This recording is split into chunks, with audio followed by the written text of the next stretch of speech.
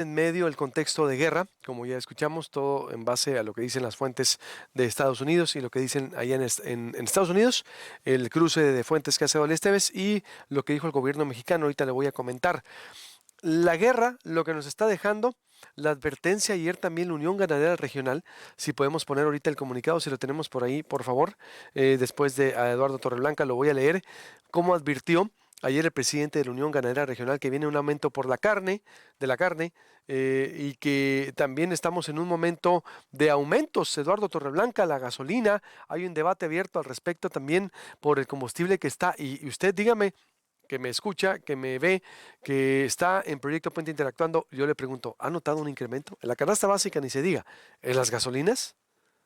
Es decir, que lo que echabas antes con 100, 200, 500 mil pesos, pues es casi estamos al 70, 60%. Eduardo Torreblanca, ¿frente a qué estamos? ¿Y qué tenemos que hacer en medio de esta guerra mundial? ¿Ya está impactando los precios en una inflación acelerada? ¿A qué se refiere este término que dijo el INEGI? Y Estados Unidos ni se diga también, Eduardo.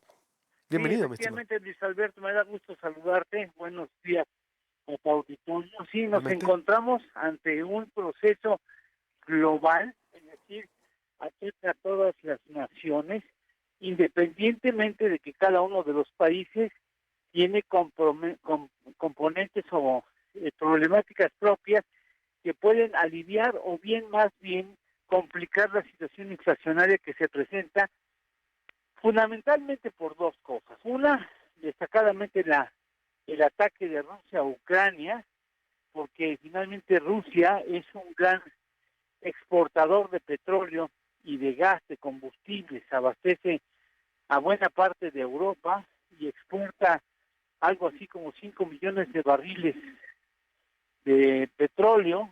Es un jugador importante en la industria. Y no se trata de que deje de exportar, simplemente el hecho de que complique el proceso de exportación o lo ponga en riesgo es suficiente para que incrementen los precios de los combustibles en el mundo entero, y este es un precio líder en la economía. Quiere decir que aumentando los combustibles, automáticamente se vienen una serie de aumentos en otras ramas empresariales, porque finalmente tanto el alimento como artículos, como las personas, los trabajadores, pues necesitan de la energía para moverse, por eso es un precio líder. México tiene la presión inflacionaria global. Ayer Estados Unidos confirma que la inflación al mes de febrero en términos anuales es de 7.9%, la más alta en 40 años. México tiene la inflación más alta en 21 años, está ligeramente más baja que la de la Unión Americana, pero todos los países tienen que enfrentar un encarecimiento de los energéticos, y esto es lo que va a ocasionar, que la guerra va para largo, por lo visto, una enorme distorsión en los procesos económicos globales. Ahora, México trae sus propias problemáticas y hacen más complejo el problema. ¿Por qué? Porque son los grandes importadores de energéticos, 85% de las gasolinas en promedio, casi 90% los gas natural, el gas LP, etcétera, etcétera, petrolíferos, los importamos con un dólar fortalecido, porque el peso mexicano se ha ido desgastando por el fortalecimiento del dólar, y aparte de eso tenemos componentes, por ejemplo, el de la criminalidad organizada, que ya pone cuotas a los productos de exportación del campo, o también el hecho de que en el campo mexicano necesitamos fertilizantes, y los fertilizantes no los producimos nosotros, los importamos.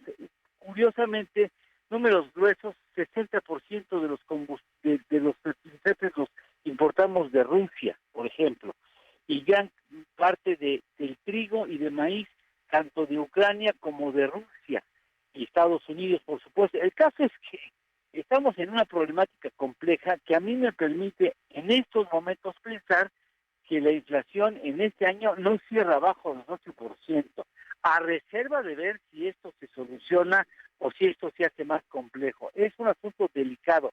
Y antes de irme, quisiera decir que ha obligado al gobierno a establecer cuotas de subsidio en el combustible para que no se siga creciendo la inflación alarmante. Ya no estamos cobrando el IEPS, el gobierno ya no está cobrando el IEPS desde la semana pasada, y ahora ha establecido estímulos fiscales. Se dice que es un sacrificio fiscal, es un subsidio a los precios de la gasolina. Acaba de darse a conocer esa tabla que va a regir a partir de mañana y hasta la próxima semana. Estamos hablando de 3.87 pesos por litro en la gasolina regular, de la premium 2.74 pesos por litro y de diésel 5.23 pesos por litro. Imagínate la cantidad de dinero que va a tener que destinar el gobierno al subsidio, además de no cobrar el subsidio a los gasolineros, a los expendedores, para que no escalen el precio de las gasolinas, combustibles, etcétera, etcétera. Pero ya es un hecho que lo va a subsidiar la gasolina. Sí, ya se publicó esta lista hace un par de horas, hora y media aproximadamente. Ya son los nuevos estímulos al consumo de la gasolina, y lo que quiere desesperadamente el gobierno es no propiciar que la gasolina se escale más allá de lo que aumentó la inflación el año pasado, porque sabe que si lo permite se viene una escalada de aumentos en los precios en la economía que le va a complicar mucho el margen de maniobra. Es decir, entonces oficialmente en las últimas horas dice se acaba de aprobar un subsidio a la gasolina para que no aumente más de lo que está aumentando. Ojo Sí, con lo que me está diciendo Eduardo Torreblanca. para que el público, espero haber sido claro, para que el público entienda, las gasolinas los combustibles tienen varios impuestos. Uno de ellos es el IEPS, el Impuesto Especial sobre Producción y Servicios, que tiene ese IEPS se carga en las gasolinas dependiendo del costo de la gasolina cuando se introduce a México y se vende al consumidor. O sea, es un impuesto que se mueve, es un impuesto que puede variar. Bueno, como la gasolina, los combustibles están tan altos, lo que está haciendo el gobierno es ya no cobrar el IEPS. ¿Para qué?